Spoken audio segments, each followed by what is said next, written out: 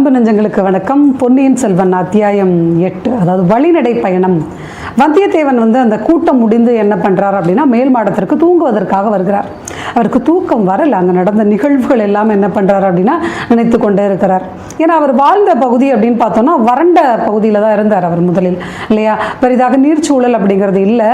ஒரு முறை வடபெண்ணை ஆற்றுக்கரையில் அவர் காவல் புரியும் போது குளிப்பதற்காக ஆற்றிற்குள் இறங்குகிறார். அப்போ நீர்ச்சூழலில் மாட்டிக்கிறார். நீச்சல் அவருக்கு அவ்வளவாக தெரியவில்லை. இனிமேல் நம்ம தப்பிக்க முடியாது அப்படின்னு நினைச்சு அவர் தவித்து கொண்டிருக்கும் வேளையில் ஏதோ ஒரு சக்தி அவரை அதிலிருந்து விடுபட்டு வெளியே கொண்டு சேர்க்கிறது, தப்பித்துக் கொள்கிறார். இப்போ அதெல்லாம் அவருக்கு நினைவுக்கு வருகிறது. அதாவது அந்த மாதிரியான ஒரு அரசியல் சூழல், அதாவது சதி நிறைந்த ராஜாங்க சதி நிறைந்த ஒரு சூழலை நம்ம என்ன பண்ணிட்டோம், தெரிஞ்சோ தெரியாமலோ மாட்டிக்கிட்டோம், விடுபட போகிறோம். ஆதித்த கரிகாலனுடைய நண்பராக இருந்து ஒரு சோழர் சாம்ராஜ்யத்தினுடைய இளவரசர், அவரோட நாம் நட்பு கொண்டது அப்படிங்கிறது ரொம்ப பெரிய விஷயம். அவர் மூலமாக நம்முடைய அந்த வானர்குல பதவி நமக்கு திரும்ப கிடைச்சிரும் அப்படின்னு சொல்லி நிறைய கனவுகளோடு இருந்தவர். இப்போ என்ன நடக்க போகுது, அவரால் எதையுமே முழுமையாக யூகிக்க முடியல. தூக்கம் வரல. என்ன பண்ணுறாரு, அப்படியே யோசிச்சு கொண்டே இருக்கிறார். பொழுது விடியக்கூடிய சமயத்தில் அவருக்கு தூக்கம் வருகிறது. அப்போ என்ன பண்ணுறாருன்னா அயர்ந்து தூங்கி விடுகிறாரு.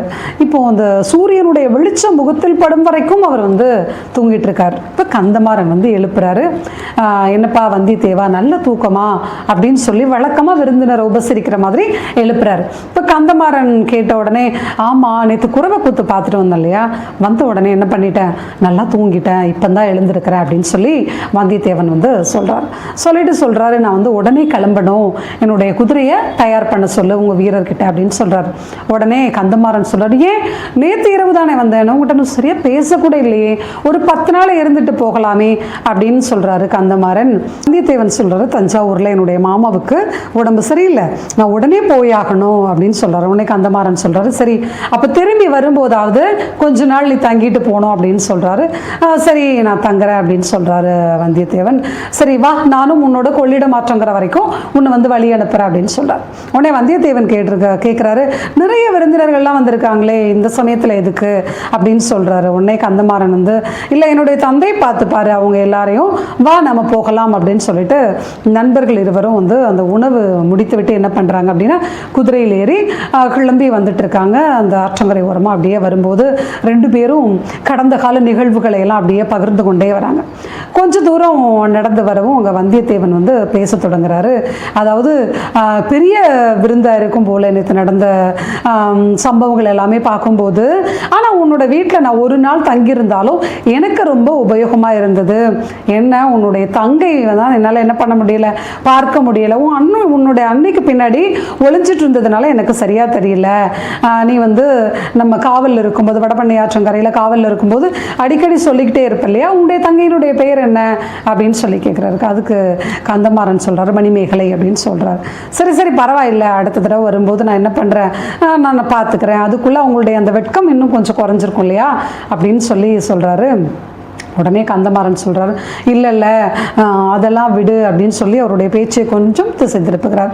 உடனே இவர் வந்தியத்தேவன் கேட்குறாரு, நீ தான் ஏற்கனவே சொல்லியிருந்த இல்லையா, நேற்று பேசும்போது கூட உன்னுடைய வீட்டிற்கு மருமகனாக வரக்கூடிய வாய்ப்பு இருக்குது அப்படிங்கிற மாதிரி சொன்னியே அப்படின்னு சொல்கிறார். உடனே கந்தமாறன் சொல்கிறாரு, இல்லை நீ என்னுடைய தங்கை என்ன பண்ண மறந்துரு, வேறு ஒரு காரியம் நிறைவேறிவிட்டது அப்படின்னு சொல்கிறாரு. உடனே இவருக்கு புரிஞ்சிருச்சு வந்தியத்தேவனுக்கு, நேற்று நடைபெற்ற கூட்டத்தில் யாராவது ஒருத்தருக்கு என்ன பண்ணியிருக்கணும், இந்த மணிமேகலையை மனம் முடிப்பதற்காக பேசி இருக்க வேண்டும், இப்படி நடந்திருக்கும் அப்படின்னு சொல்லிட்டு நினைச்சிட்டு என்ன சொல்றாரு அப்படின்னா, மாறா என்னால் புரிஞ்சுக்க முடியுது இல்லையா, நான் ஒரு அனாதை, எதுவும் இல்லாதவன், எனக்கு வீடு நாடு நகரம்னு எதுவுமே இல்லை, எனக்கெல்லாம் யாராவது பெண் கொடுப்பார்களா அப்படின்னு சொல்லி கந்தமாறனிடம் வந்தியத்தேவன் சொல்றாரு. உடனே கந்தமாறன் என்ன சொல்றாரு அப்படின்னா, நீ எங்க குடும்பத்தை பத்தி அப்படியெல்லாம் யோசிச்சிடாத, இங்கு நடக்கக்கூடிய காரியமே வேறு, ஆனால் இப்போ என்னால் அதை உங்ககிட்ட என்ன பண்ண முடியலை, முழுமையாக சொல்ல முடியவில்லை அப்படின்னு சொல்கிறாரு. உடனே வந்தியத்தேவன் கேட்குறாரு, நீ என்னமோ தெரியல மர்மமாகவே பேசிக்கிட்டே வர அப்படின்னு சொல்கிறாரு. உடனே கந்தமாறன் சொல்கிறாரு, ஆமாம் ஆனால் நான் உன்னை எப்பவுமே கைவிட மாட்டேன், நீ என் மேலே நம்பிக்கை வைக்கலாம், உனக்கு நான் எப்பவுமே உறுதுணையாக இருப்பேன் அப்படின்னு சொல்கிறார்.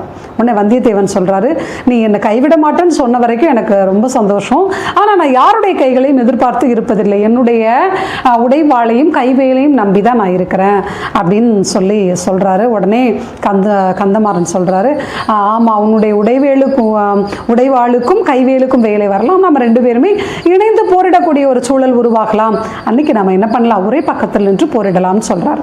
உடனே வந்தியத்தேவன் கேட்குறாரு, அப்படியா போரிட போகிறோமா, எங்கள் ஈழத்தில் நடக்கக்கூடிய போருக்கு நாம் போக போகிறோமா அப்படின்னு சொல்லி கேட்குறார். இதுக்கு கந்தமாறன் என்ன சொல்கிறார் அப்படின்னா, அதையே கேட்குற, ஈழத்து போரை பற்றி கேட்கணுமா, நம்ம ஊரில் இருந்து தான், அதாவது நம்மளுடைய நாட்டில் இருந்து தான் அங்கே இருக்கக்கூடிய வீரர்களுக்கு உணவுப் பொருளும் ஊதியமும் போகுதான், அதையெல்லாம் பேசி என்னாக போகுது, அது வேற, அதை விடு, இது வேறு ஒரு காரியம், சமயம் வரும்போது நான் என்ன பண்ணுறேன், நானே உனக்கு சொல்கிறேன் அப்படின்னு சொல்கிறாரு. இப்போ கிட்டத்தட்ட இதுக்குள்ளே அவங்க எங்கே வந்துட்டாங்க அப்படின்னு பார்த்தோன்னா, அந்த ஆற்றங்கரையோரம் வந்து சேர்ந்துட்டாங்க. இப்போ வந்து அங்கே ஒரு படகுத்துறையில் ஒரு தோணி வந்து அங்கே படகு நிற்கிறது. நின்ற உடனே இப்போ யோசிக்கிறார் வந்தியத்தேவன், ஆஹா, இது குதிரையை வந்து நம்ம என்ன பண்ண முடியாது, இங்கிருந்து நகர்த்தி கொண்டு செல்ல முடியாது இல்லையா. அப்படி யோசிச்சுட்டு இருக்கும்போது கந்தமாறன் என்ன சொல்கிறார் அப்படின்னா, வந்தியத்தேவன் கிட்ட, வந்தியத்தேவா, நீ ஒன்றும் கவலைப்பட வேண்டாம், இந்த குதிரையை இங்கேருந்து கடம்பூர் மாளிகைக்கு ஒரு வீரன் கூட்டிகிட்டு போயிடுவார், அது மட்டும் இல்லாமல் உன்னை வந்து மறுகரையில் கொண்டு சேர்த்து அங்கு உனக்கு ஒரு குதிரை வாங்கி கொடுப்பதற்காக ஒரு வீரன் உன்னுடைய வருவான் அப்படின்னு சொல்கிறார். உடனே வந்தியத்தேவன் வந்து கந்தமாறனை பார்த்து சொல்கிறான், என்ன ஒரு முன் யோசனை அப்படின்னு சொல்லி பாராட்டுறான். வந்தியத்தேவன் கந்தமாறனை பாராட்டின உடனே அங்கே இந்த படகு துறையில் இருக்கக்கூடியவர், யாராவது நீங்கள் வந்து படகுல ஏற போகிறீங்களா அப்படின்னு கேட்டவுடனே ஆமாம் அப்படின்னு சொல்லிட்டு கந்தமாறன் அவர் நிறுத்திட்டு வந்தியத்தேவனும் அவனோட ஒரு வீரரையும் அங்கே வந்து அந்த படகுல ஏற சொல்கிறார்.